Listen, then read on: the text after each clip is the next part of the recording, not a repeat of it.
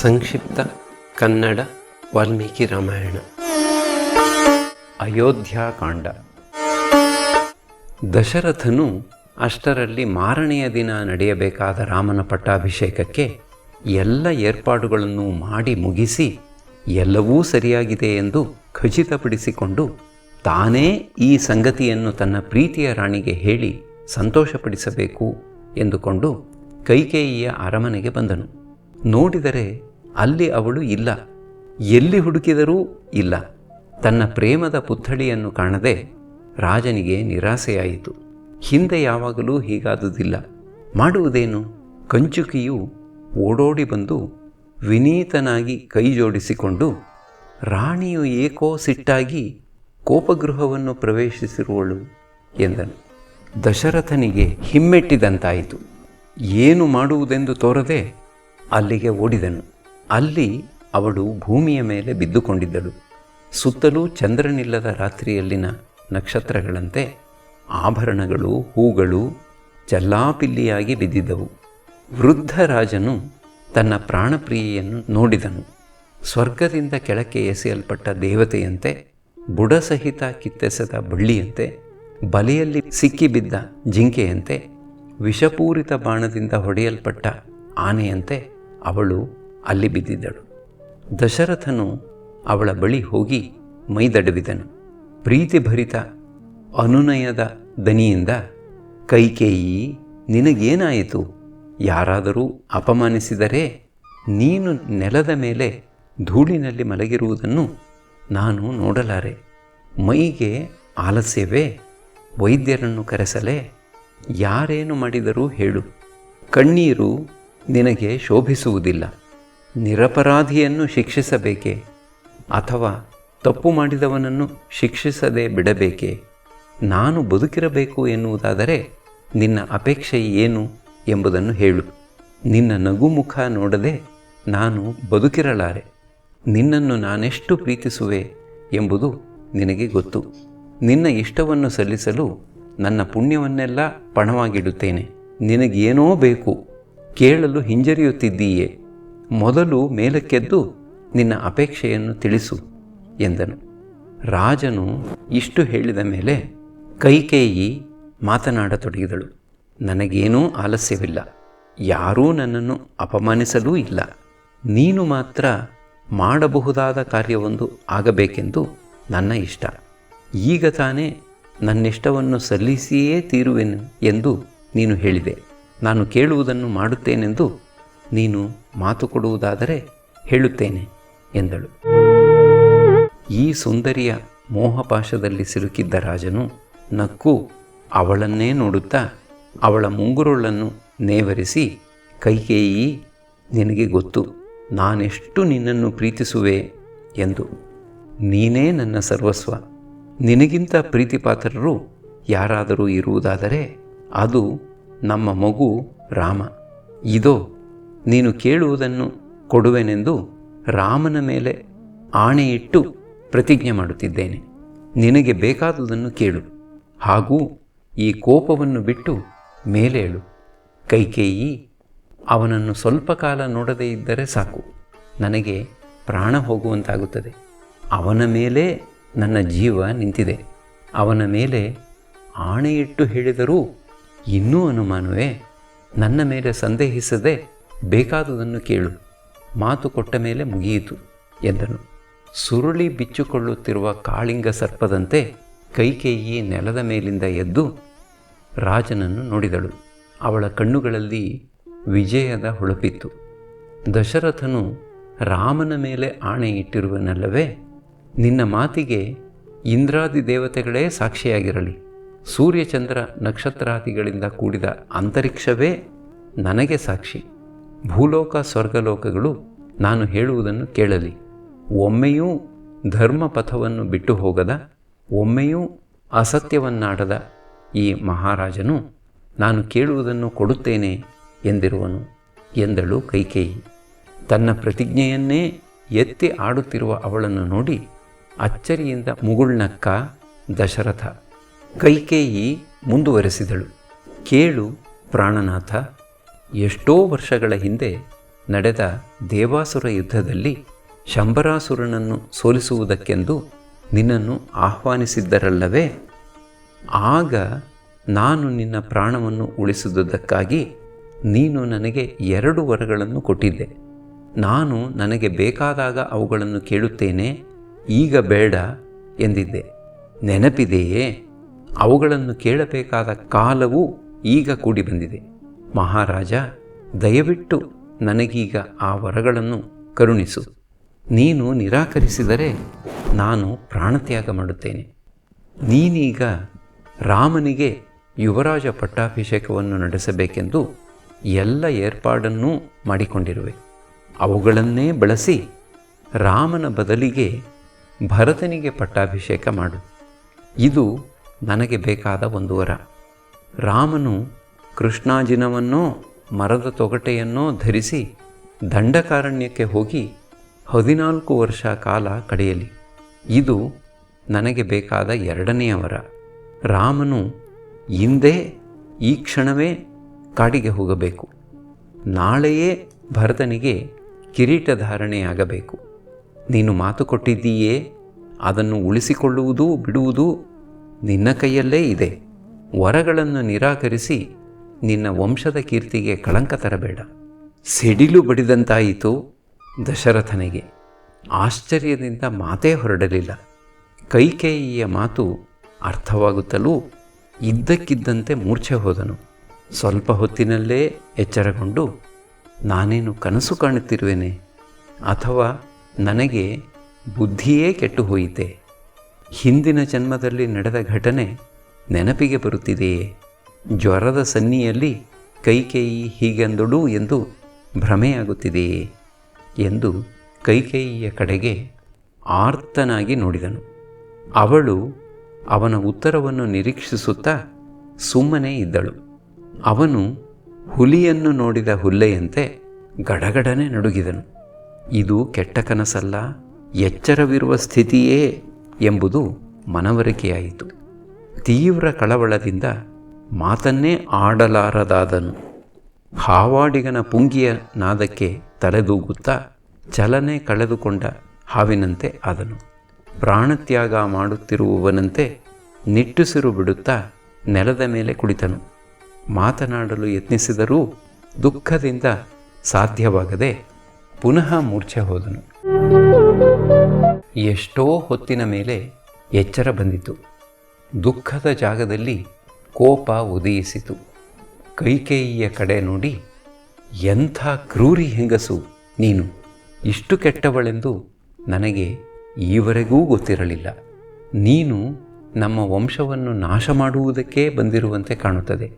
ಇಂಥ ಶಿಕ್ಷೆ ಕೊಡುವಂಥದ್ದು ನಿನಗೆ ನಾನೇನು ಮಾಡಿರುವೆ? ಕಾಡಿಗೆ ಅಟ್ಟಬೇಕಾದಂಥ ಯಾವ ಅಪರಾಧವನ್ನು ರಾಮ ಮಾಡಿರುವನು? ಅವನು ಕೌಸಲ್ಯೆಯ ಮೇಲೆ ಇಟ್ಟುಕೊಂಡಿರುವುದಕ್ಕಿಂತಲೂ ಹೆಚ್ಚಾಗಿ ನಿನ್ನ ಮೇಲೆ ಭಕ್ತಿ ಇಟ್ಟುಕೊಂಡಿರುವನು. ಅವನಿಗೆ ಕೇಡನ್ನು ಹೇಗೆ ತಾನೇ ಎಣಿಸುವೆ? ನಾನು ನಿನ್ನನ್ನು ಇಷ್ಟಪಟ್ಟು ಈ ಮನೆಗೆ ಕರೆತಂದೆ, ರಾಣಿಯನ್ನಾಗಿ ಮಾಡಿಕೊಂಡೆ. ಒಂದು ವಿಷಸರ್ಪವನ್ನು ತಂದು ಅಪ್ಪಿಕೊಂಡಿರುವೆನು ಎಂದು ತಿಳಿಯದಾಯಿತಲ್ಲ. ಇಡೀ ಲೋಕವೇ ರಾಮನ ಸದ್ಗುಣಗಳನ್ನು ಹೊಗಳುತ್ತಿರುವುದಲ್ಲ.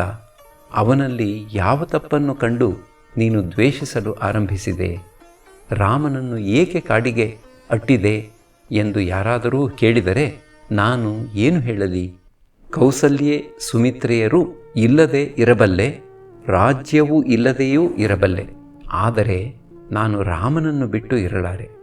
ರಾಮನ ಮುಖವನ್ನು ನೋಡುತ್ತಿದ್ದರೆ ನನ್ನ ಹೃದಯ ಸಂತೋಷದಿಂದ ತುಂಬಿ ಹೋಗುತ್ತದೆ. ಲೋಕವು ಸೂರ್ಯನಿಲ್ಲದೆ ಇರಬಹುದು, ಸಸ್ಯಗಳು ನೀರಿಲ್ಲದೆ ಇರಬಹುದು, ಆದರೆ ರಾಮನಿಲ್ಲದೆ ನಾನು ಬದುಕಿರಲಾರೆ. ಈ ಪಾಪ ಚಿಂತನೆಯನ್ನು ನಿನ್ನ ಮನಸ್ಸಿನಿಂದ ತೆಗೆದುಹಾಕು. ನಿನ್ನ ಕಾಲಿಗೆ ಬಿದ್ದು ನಾನು ದಯಾಭಿಕ್ಷೆಯನ್ನು ಬೇಡುತ್ತೇನೆ. ಕೈಕೇಯಿ, ಹೇಳು, ಇಂಥ ಪಾಪದ ಯೋಚನೆ ನಿನ್ನ ತಲೆಯಲ್ಲಿ ಹೇಗಾದರೂ ಬಂದಿತು? ಅಥವಾ ಈ ವರವನ್ನು ಕೇಳಿ ಭರತನ ಮೇಲೆ ನನ್ನ ಪ್ರೀತಿ ಎಷ್ಟಿರುವುದೆಂದು ಪರೀಕ್ಷಿಸುತ್ತಿರುವೆಯಾ? ರಾಮನ ಮೇಲೆ ನಿನಗೂ ನನಗಿರುವಷ್ಟೇ ಪ್ರೀತಿ ಇರುವುದಲ್ಲ.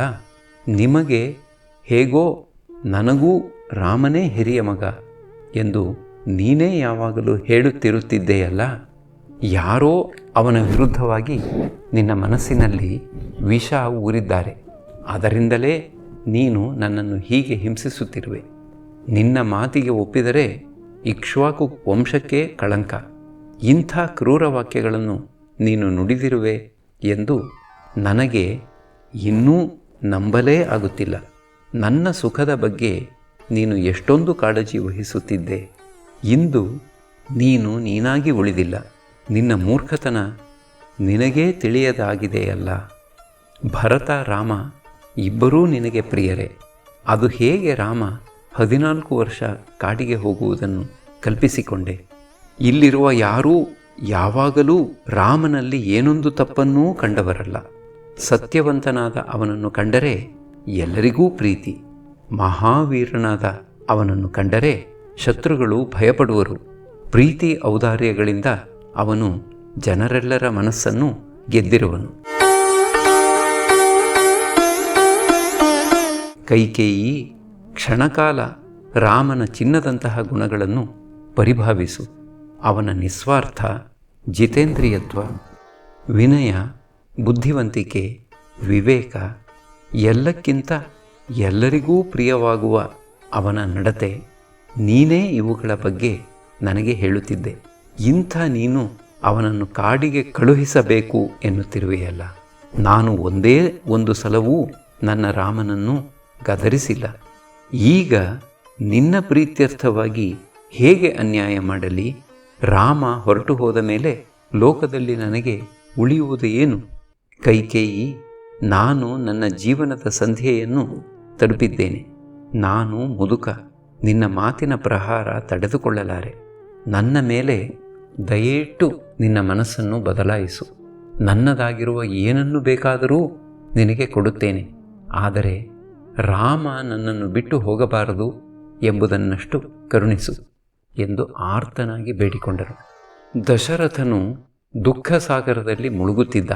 ಪುನಃ ಪುನಃ ಬೇಡಿಕೊಂಡರೂ ಕೈಕೇಯಿಯ ಮನಸ್ಸು ಕರಗಲಿಲ್ಲ. ಅವಳು ತನ್ನ ನಿಲುವನ್ನು ಕೊಂಚವೂ ಬದಲಿಸಲಿಲ್ಲ. ನನಗೆ 2 ವರಗಳನ್ನು ಏಕಾದರೂ ಕೊಟ್ಟೆನೋ ಎಂದುಕೊಳ್ಳುತ್ತಿದ್ದೀಯಾ? ನೀನು ರುಜುತ್ವವುಳ್ಳವನೆಂದು ಭಾವಿಸುವೆಯಾ? ಇದನ್ನು ಕೇಳಿದ ಸಜ್ಜನರು ಏನೆನ್ನುವರು? ಕೈಕೇಯಿಗೆ ವರಗಳನ್ನೇನೋ ಕೊಟ್ಟಿದ್ದೆ, ಆದರೆ ಈಗ ನನ್ನ ಮನಸ್ಸನ್ನು ಬದಲಿಸಿದ್ದೇನೆ ಎಂದು ಅವರಿಗೆ ಹೇಳುವೆಯಾ? ಸತ್ಯಪಥದಿಂದ ತಪ್ಪಿದವನಾಗುವುದಿಲ್ಲವೇ ನೀನು? ಸತ್ಯಕ್ಕಾಗಿ ಜೀವ ಬಿಟ್ಟವರ ವಂಶದಲ್ಲಿ ಯಾಕಾದರೂ ಹುಟ್ಟಿದೆಯೋ? ಶಿಬಿ ಮಹಾರಾಜ ಹದ್ದಿಗಾಗಿ ತನ್ನ ತೊಡೆಯ ಮಾಂಸವನ್ನೇ ಕತ್ತರಿಸಿಕೊಟ್ಟ. ಅಲರ್ಕನು ತನ್ನ ಮಾತನ್ನು ಉಳಿಸಿಕೊಳ್ಳಲು ಬ್ರಾಹ್ಮಣನೊಬ್ಬನಿಗೆ ತನ್ನ ಕಣ್ಣುಗಳನ್ನೇ ಕೊಟ್ಟುಬಿಟ್ಟ. ನಿನ್ನ ಹಿಂದಿನ ರಾಜರುಗಳ ಧರ್ಮವೇ ಸಾಗರವು ತನ್ನ ಮೇರೆ ಮೀರದಂತೆ ನೋಡಿಕೊಂಡಿರುವುದು ಎನ್ನುವರು. ಅಂತಹ ವಂಶದಲ್ಲಿ ಹುಟ್ಟಿ ಅಧರ್ಮಿಯಾಗುವೆಯಾ? ಸತ್ಯವನ್ನೂ ರುಜುತ್ವವನ್ನೂ ಬಿಟ್ಟುಕೊಟ್ಟು ರಾಮನಿಗೆ ಪಟ್ಟಾಭಿಷೇಕ ಮಾಡಿ ಕೌಸಲ್ಯೆಯೊಂದಿಗೆ ಸುಖವಾಗಿರು. ನಿನ್ನ ಪಾಪಿ ಮನಸ್ಸು ಅಧರ್ಮದ ಕಡೆಗೇ ಎಳೆಯುತ್ತಿದೆ ಎಂದು ಕಾಣುತ್ತದೆ. ನನ್ನ ಬಗ್ಗೆ ನಿನ್ನ ಅಭಿಪ್ರಾಯವೂ ಏನಾದರೂ ಆಗಿರಲಿ, ನಾನು ಕೇಳುವುದು ಅನ್ಯಾಯವೆಂದಾದರೂ ಆಗಲಿ, ಆದರೂ ನೀನು ಪ್ರತಿಜ್ಞೆ ಉಳಿಸಿಕೊಳ್ಳಲೇಬೇಕು. ಇಷ್ಟೆಲ್ಲ ಆದ ಮೇಲೂ ನೀನು ರಾಮನಿಗೆ ಪಟ್ಟ ಕಟ್ಟುವುದಾದರೆ ನಾನು ವಿಷಪಾನ ಮಾಡುತ್ತೇನೆ. ಇನ್ನೊಬ್ಬಳು ರಾಜಮಾತೆಯಾಗಿ ಮೆರೆಯುವುದನ್ನು ನೋಡುವುದಕ್ಕಿಂತ ನಾನು ಸಾಯುವುದೇ ಒಳಿತು. ಭರತನ ಮೇಲೆ ಆಣೆಯಿಟ್ಟು ಹೇಳುತ್ತೇನೆ, ರಾಮ ಕಾಡಿಗೆ ಹೋದ ಹೊರತು ನನಗೆ ಸಮಾಧಾನವಾಗದು ಎಂದಳು. ದುಃಖಾರ್ತನಾಗಿ ಅಳುತ್ತಿದ್ದ ದಶರಥನನ್ನು ನೋಡಿ ಕೈಕೇಯಿಗೆ ಏನೂ ಅನ್ನಿಸಲಿಲ್ಲ. ಅವನು ಎಷ್ಟೋ ಹೊತ್ತು ಮೂರ್ಛಿತನಾದರೂ ಏನೂ ಆಗದವಳಂತೆ ಇದ್ದುಬಿಟ್ಟಳು. ಎಚ್ಚರವಾದ ಮೇಲೆ ಅವನು ಬಹು ಹೊತ್ತು ಅವಳ ಕಡೆಗೇ ನೋಡುತ್ತಿದ್ದ. ಆದರೂ ಅವಳು ಏನೂ ಮಾತನಾಡಲಿಲ್ಲ. ಪ್ರತಿಜ್ಞೆಯಿಂದ ಬಂಧಿತನಾದ ಅವನಿಗೆ ಅದರಿಂದ ತಪ್ಪಿಸಿಕೊಳ್ಳುವ ಯಾವ ಮಾರ್ಗವೂ ಕಾಣಲಿಲ್ಲ. ಹುಚ್ಚು ಹಿಡಿದವನಂತೆ ಗೊಣಗಿಕೊಳ್ಳುತ್ತಿದ್ದ ರಾಜನು ಆಗಾಗ್ಗೆ ರಾಮ ರಾಮ ಎಂದು ಕೂಗಿಕೊಳ್ಳಲಾರಂಭಿಸಿದ. ಮತ್ತೂ ಒಮ್ಮೆ ಅವನು ಅವಳನ್ನು ಕುರಿತು, ಕೈಕೇಯಿ, ಯಾರ ಪ್ರಭಾವವೋ ನಿನ್ನ ಮೇಲೆ ಆಗಿದೆ. ಯಾರೋ ನಿನ್ನಿಂದ ಹೀಗೆ ಮಾಡಿಸುತ್ತಿದ್ದಾರೆ. ಸ್ವಭಾವತಃ ನೀನು ಕ್ರೂರಿಯಲ್ಲ. ನಿನ್ನ ಮನಸ್ಸನ್ನು ಹೊಕ್ಕಿರುವ ಯಾವುದೋ ಪಿಶಾಚಿ ನಿನ್ನನ್ನು ಹೀಗೆ ಆಡಿಸುತ್ತಿದೆ. ಇಷ್ಟು ವರ್ಷಗಳೂ ಮಗುವಿನಂತೆ ಇದ್ದವಳು ನೀನು. ಇಂಥ ನಡತೆ ನಿನ್ನಿಂದ ಬಂದಿರುವುದನ್ನು ನಾನು ನಂಬಲೇ ಆಗುತ್ತಿಲ್ಲ. ಏಕೆ ಇದ್ದಕ್ಕಿದ್ದಂತೆ ರಾಮನನ್ನು ಕಾಡಿಗಟ್ಟಿ ನನ್ನಿಂದ ದೂರ ಮಾಡಿ ಭರತನನ್ನು ರಾಜನನ್ನಾಗಿ ಮಾಡಬೇಕು ಎನ್ನಿಸಿತು? ನಿನ್ನ ಗಂಡನ ಜೀವವನ್ನೂ ಅಯೋಧ್ಯೆಯ ಜನರ ಜೀವಗಳನ್ನೂ ಉಳಿಸಬೇಕು ಎಂದಿದ್ದರೆ ಮತ್ತೊಮ್ಮೆ ಯೋಚಿಸು. ನಿನ್ನ ಮಾತುಗಳನ್ನು ಹಿಂತೆಗೆದುಕೋ. ನನ್ನನ್ನು ಉಳಿಸು ರಾಣಿ ಎಂದ.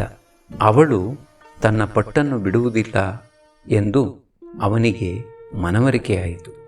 ದುಃಖವು ಕ್ರಮೇಣ ಕ್ರೋಧವಾಯಿತು. ಪಾಪಚಿಂತನೆಯನ್ನೇ ಮಾಡುವ ನೀನೊಬ್ಬಳು ಕ್ರೂರ ಹೆಂಗಸು. ಸರ್ವನಾಶಕ್ಕಾಗಿಯೇ ಹುಟ್ಟಿರುವೆ. ಎಷ್ಟು ಕಾಲದಿಂದ ನನ್ನ ಮೇಲೂ ರಾಮನ ಮೇಲೂ ಈ ದ್ವೇಷವನ್ನು ಬಚ್ಚಿಟ್ಟುಕೊಂಡಿದ್ದೆಯೋ ನನಗಂತೂ ತಿಳಿಯದು. ನಿನ್ನ ಮಗ ಭರತನ ಪಟ್ಟಾಭಿಷೇಕವನ್ನೇ ಕನಸು ಕಾಣುತ್ತಿರುವೆಯಲ್ಲವೇ? ನಿನಗೆ ತಿಳಿಯದು ಭರತನ ಸ್ವಭಾವ. ಅವನು ಎಂದಿಗೂ ರಾಮನನ್ನು ಹೊರಗಟ್ಟಿ ತಾನು ರಾಜನಾಗಲಾರ. ರಾಮನು ನನ್ನನ್ನು ಎಷ್ಟು ಪ್ರೀತಿಸುತ್ತಾನೆ ಗೊತ್ತೇ? ಕಾಡಿಗೆ ಹೋಗು ಎಂದು ಬಿಟ್ಟರಾಯಿತು. ಒಂದೇ ಒಂದು ಮಾತನ್ನೂ ಆಡದೆ ಹೊರಟು ಬಿಡುತ್ತಾನೆ. ಹಾಗೆ ಹೇಳಿದ ಮೇಲೆ ನಾನು ಅವನ ಮುಖವನ್ನು ಹೇಗೆ ನೋಡಲಿ? ಇಂದು ನಾನು ಅವನನ್ನು ಕರೆಸಿ ಎಲ್ಲರ ಸಮ್ಮುಖದಲ್ಲಿ ನಾಳೆ ನಿನಗೆ ಪಟ್ಟಾಭಿಷೇಕ ಎಂದು ಹೇಳಿದೆ. ಈಗ ನೀನು ಈ ಕ್ರೂರ ವಾಕ್ಯವನ್ನು ಹೇಳಬೇಕು? ಇದೇ ತಾನೇ ನಾನಾಡಿದ ಮಾತನ್ನು ಹಿಂದೆಗೆದುಕೊಳ್ಳಬೇಕು ಎನ್ನುತ್ತಿರುವೆ. ಇದನ್ನು ತಿಳಿದ ಇತರ ರಾಜರು ದಶರಥನಿಗೆ ಎಲ್ಲೋ ಹುಚ್ಚು ಹಿಡಿದಿದೆ ಎಂದುಕೊಳ್ಳುವುದಿಲ್ಲವೇ? ರಾಮನನ್ನು ಏಕೆ ಕಾಡಿಗೆ ಕಳುಹಿಸಿದೆ ಎಂದು ಅವರು ಕೇಳಿದರೆ ಏನು ಹೇಳಲಿ? ಕೈಕೇಯಿಯ ಇಚ್ಛೆಯಂತೆ ಹಾಗೆ ಮಾಡಿದೆ ಎಂದರೆ ಜನರಿಗೆ ಮಾತು ಕೊಟ್ಟು ತಪ್ಪಿದಂತಾಗಲಿಲ್ಲವೇ? ರಾಮನ ತಾಯಿ ಕೌಸಲ್ಯೆಯನ್ನು ಹೇಗೆ ಸಮಾಧಾನಪಡಿಸಲಿ? ನಿನ್ನ ಮೇಲಿನ ವ್ಯಾಮೋಹದಿಂದ ನಾನು ಅವಳನ್ನು ಅನೇಕ ವರ್ಷಗಳಿಂದ ಅವಗಣಿಸುತ್ತಲೇ ಬಂದೆ. ನಾನು ಹಾಗೆ ಮಾಡಿದರೂ ಅವಳು ಕುಲಸ್ತ್ರೀಯಂತೆಯೇ ನಡೆದುಕೊಂಡಳು. ಆದರೆ ಈಗ ಅವಳ ಮಗನನ್ನು ಅವಳಿಂದ ದೂರ ಮಾಡಿದರೆ ಹೇಗೆ ತಾನೇ ಸಹಿಸಿಯಾಳು? ಸುಮಿತ್ರೆಗಾದರೂ ನನ್ನ ಮೇಲೆ ಗೌರವ ಉಳಿಯುವುದೇ? ನನ್ನ ಈ ಕೃತಿಯಿಂದ ಕುಲವಧು ಸೀತೆಯ ಮೇಲೆ ಏನು ಪರಿಣಾಮವಾದೀತು? ನಮ್ಮಲ್ಲಿ ಅನೇಕರ ಸಾವನ್ನು ನೀನು ಕಾಣುತ್ತೀಯೆ. ರಾಮ ಹೊರಟು ಹೋದ ತಕ್ಷಣವೇ ನಾನು ಸಾಯುವುದಂತೂ ಖಂಡಿತ. ನೀನು ನಿನ್ನ ಮಗನೂ ರಾಜ್ಯವಾಳಬಹುದು. ಕೋಸಲ ದೇಶವನ್ನು ವಿಧವೆಯೊಬ್ಬಳು ಆಳುವಳು. ಯಾವ ಜನ್ಮದ ಪಾಪಫಲವಾಗಿಯೋ ನಾನೀಗ ನಿನ್ನ ಪಾಪಚಿಂತನೆಯಲ್ಲಿ ಭಾಗಿಯಾಗಬೇಕಾಗಿದೆ. ನನಗೆ ಗೊತ್ತು, ಈ ರಾಜ ಹೆಂಗಸೊಬ್ಬಳಿಗೆ ದಾಸನಾಗಿ ಧರ್ಮವನ್ನು ತ್ಯಜಿಸಿ ನಿರಪರಾಧಿ ಮಗನನ್ನು ಕಾಡಿಗಟ್ಟಿದನಲ್ಲ, ಎಂತಹ ಮೂರ್ಖ ಎನ್ನುತ್ತದೆ ಲೋಕ. ಅಯ್ಯೋ, ರಾಮ ನನ್ನ ಮಾತನ್ನು ಕೇಳದೇ ಇರುವ ಅವಿಧೇಯನಾದರೂ ಆಗಬಾರದಾಗಿತ್ತೇ. ಆಗ ನನ್ನ ಮನಸ್ಸಿಗೆ ಸ್ವಲ್ಪವಾದರೂ ಸಮಾಧಾನ ಇರುತ್ತಿತ್ತು. ಆದರೆ ಹಾಗಿಲ್ಲವಲ್ಲ. ರಾಜ್ಯದ ಪ್ರಜೆಗಳ ಭವಿಷ್ಯದ ಬಗ್ಗೆ ನನಗೆ ಭಯವಾಗುತ್ತಿದೆ. ರಾಮ ಕಾಡಿಗೆ ಹೋದ ಕೂಡಲೇ ನಾನು ಸಾಯುತ್ತೇನೆ. ಆಮೇಲೆ ನೀನು ಪ್ರಜೆಗಳನ್ನು ಹೇಗೆ ನಡೆಸಿಕೊಳ್ಳುತ್ತೀಯೋ? ಆದರೆ ನನ್ನ ಒಂದು ಅಭಿಲಾಷೆಯನ್ನು ಮಾತ್ರ ನೀವು ಮರೆಯುವಂತಿಲ್ಲ. ಭರತನೇನಾದರೂ ರಾಜ್ಯವಾಳಲು ಒಪ್ಪಿಕೊಂಡರೆ ಅವನು ನನ್ನ ಮಗನಲ್ಲ. ಅವನು ನನಗೆ ಅಪರಕರ್ಮಗಳನ್ನು ಮಾಡಕೂಡದು. ನಗರದ ಬೀದಿಗಳಲ್ಲೇ ನಡೆಯದ ರಾಮ ಈಗ ಭೀಕರ ಅರಣ್ಯದಲ್ಲಿ ನಡೆದಾಡಬೇಕಾಗಿದೆ. ಚಿನ್ನದ ಕವಚಕುಂಡಲಗಳನ್ನು ಧರಿಸುತ್ತಿದ್ದ ಅವನು ಈಗ ಕೃಷ್ಣಾಜಿನವನ್ನೂ ಮರದ ತೊಗಟೆಯನ್ನೂ ತೊಟ್ಟುಕೊಳ್ಳಬೇಕಾಗಿದೆ. ಉದುರಿದ ಹಣ್ಣುಗಳನ್ನು ಆಯ್ದು ತಿನ್ನಬೇಕಾಗಿದೆ. ಮಗುವಿನ ಅವಸ್ಥೆಯನ್ನು ಯೋಚಿಸಿಕೊಂಡರೆ ನನ್ನ ತಲೆ ತಿರುಗುತ್ತದೆ. ಅಯ್ಯೋ, ಸ್ತ್ರೀಯರು ಅದೆಷ್ಟು ಹೃದಯಹೀನರು, ಕೃತಜ್ಞರು, ಸ್ವಾರ್ಥಿಗಳು. ಇಲ್ಲ ಇಲ್ಲ, ಸ್ತ್ರೀಯರೆಲ್ಲರನ್ನೂ ನಾನು ಹಾಗೆ ಹೀಗೆಳೆಯುವಂತಿಲ್ಲ. ಭರತನ ತಾಯಿಯ ಬಗ್ಗೆ ಮಾತ್ರ ಹಾಗೆನ್ನಬಹುದು. ಅಯ್ಯೋ, ಸೂರ್ಯ ಉದಯಿಸದೆ ಇಂದ್ರ ಮಳೆಗರಿಯದೆ ಇದ್ದರೂ ಲೋಕ ಮುಂದುವರಿಯಬಹುದು. ಆದರೆ ರಾಮನಿಲ್ಲದೆ ನಾನು ಮಾತ್ರ ಕ್ಷಣ ಮಾತ್ರವೂ ಬದುಕಿರಲಾರೆನೆಂದು ನಿನಗೆ ಅನ್ನಿಸುವುದೇ ಇಲ್ಲವಲ್ಲ. ಅಯೋಧ್ಯೆಯ ಜನರ ವಿಚಾರದಲ್ಲಿಯೂ ಇದು ಸತ್ಯ. ಕೈಕೇಯಿ, ಇನ್ನೂ ಒಮ್ಮೆ ನಿನ್ನ ಕಾಲಿಗೆ ಬಿದ್ದು ಕೇಳಿಕೊಳ್ಳುತ್ತೇನೆ, ನಿನ್ನ ಮನಸ್ಸನ್ನು ಬದಲಾಯಿಸಲಾರೆಯಾ ಎನ್ನುತ್ತಾ ದಶರಥನು 2 ಕೈಗಳನ್ನು ಮುಂಚಾಚಿ ಬರುತ್ತಿರುವಷ್ಟರಲ್ಲಿಯೇ ಮೂರ್ಛೆ ಹೋಗಿ ಬಿದ್ದುಬಿಟ್ಟನು. ಕೈಕೇಯಿಯ ಕಲ್ಲು ಮನಸ್ಸು ಕರಗಲೇ ಇಲ್ಲ. ಎಚ್ಚರವಾದ ರಾಜ ತನ್ನ ವಿಧಿಯನ್ನು ಅಳಿದುಕೊಂಡನು. ರಾಮನ ಗುಣಗಳನ್ನೂ ಅವನ ಸೌಂದರ್ಯಾತಿಶಯವನ್ನೂ ನೆನಪಿಸಿಕೊಂಡ. ಬೆಳಗಾಗುತ್ತಲೂ ಅವನು ದೂರವಾಗುತ್ತಾನೆಂಬ ಸಂಕಟದಿಂದ ವಿಲವಿಲನೆ ಒದ್ದಾಡಿದನು. ಯಾವಾಗಲೋ ಸೂರ್ಯಾಸ್ತವಾಗಿದ್ದಿತು. ಈ ರಾತ್ರಿ ಕಳೆದು ಬೆಳಗಾಗದೇ ಇರಲಿ ಎಂದು ದಶರಥ ಹಲುಬತೊಡಗಿದನು. ನಕ್ಷತ್ರಗಳಿಂದ ತುಂಬಿದ ಈ ಆಕಾಶದಲ್ಲಿ ಅರುಣೋದಯವಾಗದೇ ಹೋಗಲಿ, ಸೂರ್ಯೋದಯವಾದರೆ ತಾನೇ ನನ್ನ ರಾಮ ನನ್ನಿಂದ ದೂರ ಹೊರಟು ಹೋಗಬೇಕಾಗುವುದು, ಅಥವಾ ರಾತ್ರಿ ಬೇಗನೆ ಕಳೆದು ಹೋಗಲಿ, ಈ ಪಾಪಿ ಹೆಂಗಸಿನ ಸಮೀಪ ನಾನಿರಲಾರೆ ಎಂದು ವಿಧವಾಗಿ ವಿಲಾಪಿಸುತ್ತಾ ಕೊನೆಗೆ ನೋವನ್ನೂ ನಿರಾಸೆಯನ್ನೂ ಸಹಿಸಲಾರದೆ ಪ್ರಜ್ಞೆ ಕಳೆದುಕೊಂಡನು. ಹಾಗೆ ಆ ಭೀಕರ ರಾತ್ರಿ ಕಳೆಯಿತು.